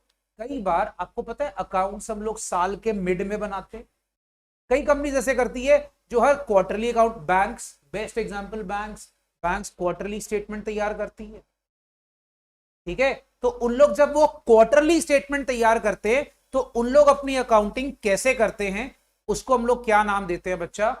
Interim financial reporting. अच्छा नेक्स्ट AS27, याद रखना दोस्तों। अच्छा AS25 भी नया है, ये लिख लीजिएगा, ये नया है सारा का सारा, ये सब पहले नहीं था हमारे पास, ये भी रिसेंटली उन्होंने इंट्रोड्यूस करा है। याद रखना बेटा AS27, इसमें क्या है, ये भी नया है, financial reporting of interest in joint ventures. आपको पता है what is joint venture? Anyone, what is joint venture? जब 2 कंपनीज मिलकर इकट्ठा कोई काम करती है ना, उसको हम जॉइंट वेंचर बोलते हैं। सपोज कर लो जैसे हम आमतौर पे कंस्ट्रक्शन में करते हैं कि 2 कंपनीज मिलकर कोई इकट्ठा काम करे, इसको जॉइंट वेंचर बोलते हैं। तो बेटा हम लोग ना वहां पर अल्टीमेटली उसमें हमारा जो इंटरेस्ट है, इंटरेस्ट मतलब उसमें जो हमारा अमाउंट या पैसा लगा हुआ है, हमारी जो कैपिटल लगी हुई है, उसकी हमने कैसे रिपोर्टिंग करनी है, वो हमें कौन बताएगा? AS 27 बताएगा। मतलब मेरा मुद्दा क्या है भैया, तुम लोग खाली AS को रट्टा नहीं मार सकते, अब वो जमाने चले गए, क्योंकि अपने को केस स्टडी क्वेश्चंस आने हैं, तो आपको AS की एक एक बात पता होनी चाहिए। अच्छा, इंपेयरमेंट ऑफ एसेट, मतलब आपको याद है हम लोग एक टर्म यूज करते थे, डेप्रीसिएशन। इंपेयरमेंट जैसे हम एसेट को राइट ऑफ कैसे करते हैं, बेसिकली इंपेयरमेंट ज्यादातर इनटैंजिबल एसेट के लिए ज्यादा यूज किया जाता है, ठीक है? तो आप इसको थोड़ा सा यहां साइड पे लिख सकते हो, राइट ऑफ करना। इसमें हम सीखेंगे इंपेयरमेंट के अंदर कि एसेट को राइट ऑफ कैसे करते हैं। बाकी डिटेल में आपको AS 28 के साथ बताऊंगा। फिर आता है बच्चा provision, contingent liability and contingent assets. ये हमारा आखिरी AS होगा, याद रखना। अब ये क्या कहानी है, आपको सिंपल सा फंडा बताता हूं दोस्तों, contingent liability and contingent assets. अच्छा, what is contingent liability? Anyone? Which may or may not arise, ठीक है? सपोज आपका कोर्ट में केस चल रहा है, अब आप हार जाओगे तो पैसा देना पड़ेगा, अगर आपको पैसा मिलने वाला होगा तो वो कॉन्टिजेंट एसेट बन जाएगा। और आपको पता है आप अकाउंटिंग में कई सारी प्रोविजंस तैयार करते हो, provision for depreciation, provision for bad debt, तो उनको कैसे ट्रीट करना है वो हमें कौन बताएगा? AS 29। अब पहले मुझे बताइए, जो हमारे भाई साहब ये सारे सिलेबस का आपको थोड़ा ज्ञान मिला, ठीक है? याद रखिएगा अभी बाकी है ये अकाउंट्स के सिलेबस के अंदर का सारा ज्ञान। अब कहानी आती बच्चा कंपनी अकाउंट्स की। अब बच्चा बोलेगा सर कंपनी अकाउंट्स क्या है? अरे यार बहुत सिंपल चीज है, ये सारे पुराने चैप्टर्स ही हैं, इसमें कोई खास उन्होंने चेंज नहीं करा। याद रखिएगा बहुत शानदार चैप्टर है ये। कौन सा? आप PL कैसे बनाते हो, आप बैलेंस शीट कैसे बनाते हो, आप कैश फ्लो स्टेटमेंट कैसे बनाते हो, ये आपको सारा बताएंगे। इसमें आपको बैलेंस शीट का फॉर्मेट, PL स्टेटमेंट का फॉर्मेट, वो सारा सिखाया जाता है, राइट? और एक मजे की बात, ये जैसा तुम यहां सीखोगे ऐसा का ऐसा ही रियल लाइफ अकाउंटिंग में जाता है। जो बच्चा यहां सीखोगे वही वहां पे जाएगा, सेम। अच्छा, उसके बाद बायबैक ऑफ सिक्योरिटीज। अच्छा चलो, बायबैक क्या होता है? एनीवन? What is buyback? बेच के वापस खरीद लेना। अच्छा, नाम पड़ा बायबैक। अच्छा, बाय बैक, ओके। मैं तुम्हें एक छोटा सा एग्जांपल देता हूं। आपको पता है कंपनी जब डिबेंचर इशू करती है मार्केट में, दोस्तों जब कंपनी मार्केट में डिबेंचर इशू करती है तो डिबेंचर को रिडीम करना पड़ता है एक स्पेसिफाइड पीरियड के बाद। प्रेफरेंस शेयर जब कंपनी मार्केट में इशू करती है तो प्रेफरेंस शेयर को भी रिडीम करना पड़ता है एक स्पेसिफाइड पीरियड के बाद। पर इक्विटी शेयर के लिए कंपनी के पास क्या ऑप्शन होती है? अगर मैंने आज आपको इक्विटी शेयर इशू कर दी है फॉर एग्जांपल, तो मैं आपको जिंदगी भर रिडीम करने के लिए वचनबद्ध नहीं हूं। मेरी बात समझ में आ रही है? मैं रिडीम नहीं कर सकता। हाँ, मैं आपको ऑप्शन दे देता हूं। सपोज कर लो कंपनी को लगता है कि यार हमने कुछ ज्यादा ही इक्विटी शेयर अपने इशू कर दिए। आप मुझे बताओ, कंपनी इक्विटी शेयर इशू करते जा रही है, करते जा रही है, कंपनी को पैसा आ रहा है, तो कंपनी को खुश होना चाहिए? कंपनी की लायबिलिटी भी बढ़ रही है, कंपनी का कैपिटल जो है वो शेयर होता जा रहा है। तो कई बार जब कंपनी के पास पैसा होता है तो कंपनी क्या करती है? अपने ही शेयर मार्केट से खरीद लेती है। कौन से? Equity share. Buyback equity share का होता है। तो अगर आपको नहीं पता तो यहां सिक्योरिटी का मतलब क्या है बेटा? यहां पर इक्विटी शेयर। प्रेफरेंस शेयर्स का बायबैक नहीं होता जनरली, क्योंकि प्रेफरेंस शेयर्स नॉर्मली क्या होता है? प्रेफरेंस शेयर भाई साहब आपका नॉर्मली रिडीम किया जाता है।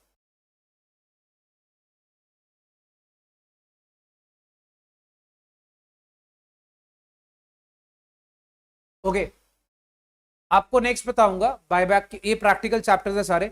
अच्छा, इसके ऊपर ना बड़ा सा P लिख लो, क्योंकि आपको याद रहेगा ये सारे practical chapters, these are all practical chapters.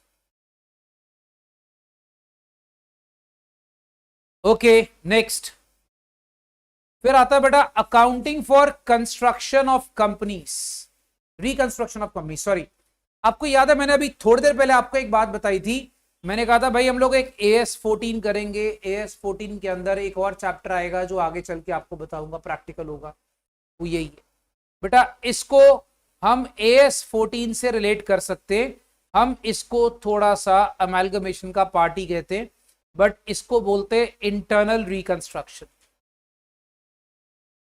याद रखना, मैं तुम्हें नॉलेज दूंगा बाद में, अमेलगमेशन को बोलते हैं एक्सटर्नल रिकंस्ट्रक्शन और इसको बोलते हैं इंटरनल रिकंस्ट्रक्शन।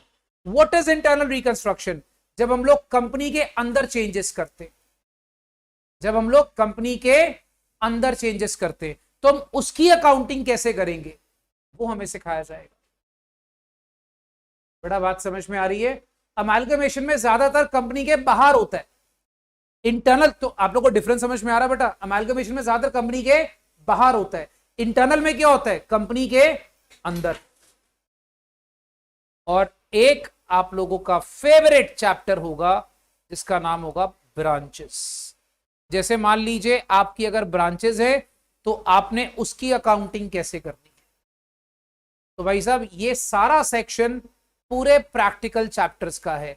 और आपको एक बात बताता हूं, पिछले सिलेबस में से फाइनेंशियल अकाउंटिंग होती थी पिछले सिलेबस में, उसमें से ये अकेला चैप्टर है जो फाइनेंशियल अकाउंट से उठा के डाल, बाकी सब उड़ा दी, सब उठा के कहां डाल दिए? फाउंडेशन।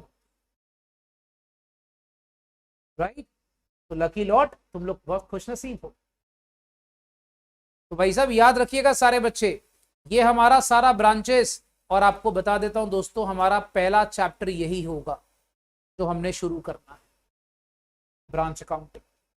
अब आप पहले मुझे सारे बच्चे बताइए, हमें सिलेबस की नॉलेज क्लियर है? कोई सिलेबस के बारे में आपको जानना चाहते हो? Any questions in mind, any doubts, any queries in mind related to syllabus? बेटा थ्योरी नहीं है उसमें, एनालिटिकल थ्योरी, केस स्टडी। याद रखना, देखो अकाउंट्स हमारे पहले क्या होते थे कि पहले हम पागलों की तरह लगे हुए सम घिसी जा रहे, अब उन्होंने वो सिस्टम नहीं करा, अब दिमाग लगेंगे, थोड़े से लॉजिक लगेगा, और वो जो लॉजिक है हम रियल लाइफ में भी लगाएंगे। जितने भी अकाउंटिंग स्टैंडर्ड्स होते हैं याद रखना, उनमें मतलब आपको क्वेश्चंस होंगे बट केस स्टडी के क्वेश्चंस होंगे। हाँ, उसको कैसे रिप्रेजेंट करना है, कैसे उसको लिखना है, इस तरीके से क्वेश्चंस होंगे। और इसमें आपको बता देता हूं, जो प्रैक्टिकल मैंने जहां लिखवाया है वो बिल्कुल ही सम्स वाले, मतलब जिसमें सम्स होंगे। और कोई सवाल बेटा किसी बच्चे के मन में? ठीक है, तो भाई साहब अभी तो अपनी ये फर्स्ट क्लास चल रही है, कल मैं आप लोगों को ना याद रखना। अच्छा पहले मैं एक चीज और बता दूं, मैंने कल वैसे आपको ब्रांच शुरू करना है, तो आप लोगों ने बस कल से अपनी कॉपी रेडी रख लेनी है भाई, ठीक है? मैंने एक पहला चैप्टर ही ब्रांच अकाउंट्स का शुरू करना है। मैं आप लोग को कैसे पढ़ाऊंगा मैं आपको बता देता हूं। मैं पहले आपको ये प्रैक्टिकल एस्पेक्ट सारा करा दूंगा, ऑल प्रैक्टिकल एस्पेक्ट। उसके बाद हम करेंगे मजेदार चीज, कौन सी? Case studies, analyticals. राइट? वो मजा आएगा फिर करके। प्रैक्टिकल एस्पेक्ट पहले करा दूंगा ताकि आप लोग इसको करके एक बार साइडलाइन हो जाओ। राइट? ओके। अब हमारा जो एक्चुअली आईसीए का मॉड्यूल है ना बच्चा, वो कैसा आ रहा है मैं आपको वो बता देता हूं। आईसीए का मॉड्यूल उन्होंने 3 हिस्सों में डिवाइड करा। ये थोड़ा सा कंटेंट मैंने आपको दिए हैं, ये आईसीए मॉड्यूल के हैं। मॉड्यूल 1 में उन्होंने इंट्रोडक्शन दिया है अकाउंटिंग स्टैंडर्ड्स का, ये प्रेजेंटेशन बताया फाइनेंशियल स्टेटमेंट्स का, अकाउंटिंग स्टैंडर्ड्स की एप्लीकेबिलिटी कैसे होती है, और आपको बताएंगे डिस्क्लोजर बेस्ड अकाउंटिंग स्टैंडर्ड्स। मतलब कुछ अकाउंटिंग स्टैंडर्ड उन्होंने चैप्टर 4 में डाले हैं।